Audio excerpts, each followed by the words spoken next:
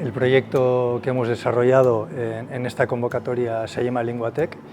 y tiene como objetivo aprovechar las potencialidades de la inteligencia artificial, el aprendizaje profundo y el procesamiento del lenguaje natural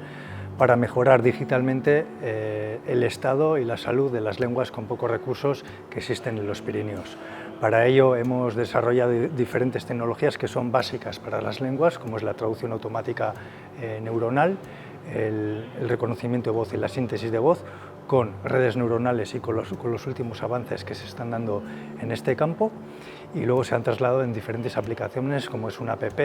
diferentes herramientas, plataformas para que las personas y los ciudadanos y las ciudadanas del territorio los puedan aprovechar y los puedan usar en su vida cotidiana.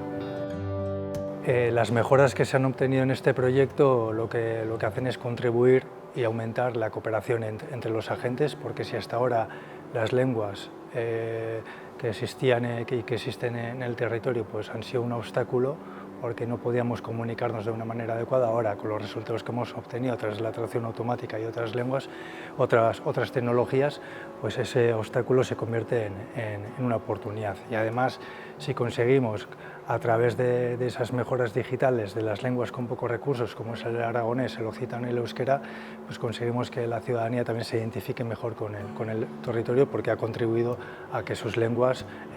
mejoren.